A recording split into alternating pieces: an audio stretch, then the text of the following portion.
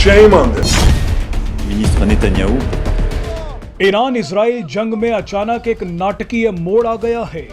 Hezbollah, Hamas और Iran के हमले झेल रहा इजराइल पश्चिमी देशों पर टूट पड़ा है।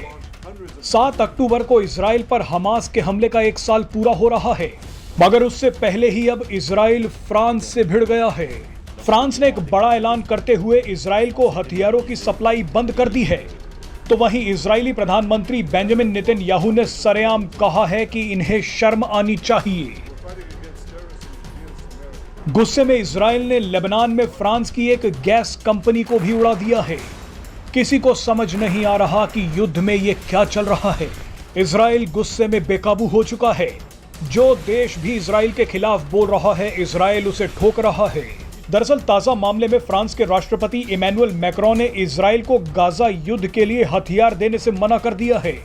मैक्रों ने अचानक बयान दिया है कि इजराइल को लेबनान में घुसकर हमला नहीं करना चाहिए था। मैक्रों ने कहा कि मैं इजराइल को और हथियार नहीं दूंगा, मैं लेबनान को दूसरा गाजा नहीं बनने दूंगा।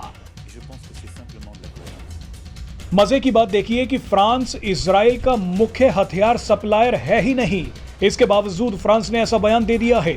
पिछले साल फ्रांस ने सिर्फ 3.3 करोड़ डॉलर के सैन्य उपकरण इजराइल को पहुंचाए थे, मगर इसके बावजूद फ्रांस ने इजराइल के खिलाफ बयान दे दिया। मैक्रों के इस ऐलान ने नेतन्याहू को भड़का दिया है। बेंजामिन नेतन्याहू ने एक वीडियो जारी करते हुए कहा है कि मैक्रों को शर्म आनी चाहिए। नेतन्याहू ने फ्रांस समेत पश्चिमी देशों को चेतावनी देते हुए कहा है कि आप हमें हथियार दें या ना दें, इजराइल जंग जीत कर रहेगा। नेतन्याहू ने आगे कहा कि हम पर 7 जगहों से हमले हो रहे हैं, मगर पश्चिमी देश ढोंगी निकले, ये हमें अपनी ही रक्षा के लिए हथियार नहीं दे रहे हैं। आप अगर नेतन्याहू की आवाज सुनेंगे तो उसमें गुस्सा और हताशा दोनों महसूस होंगी। अब आपको नेतन्याहू का एक एक शब्द सुनवाते हैं। Yet President Macron and some other Western leaders are now calling for an arms embargo against Israel. Shame on them. Is Iran imposing an arms embargo on Hezbollah, on the Houthis, on Hamas, and on its other proxies? Of course not. The axis of terror stands together. But countries who supposedly oppose this terror axis call for an arms embargo on Israel. What a disgrace.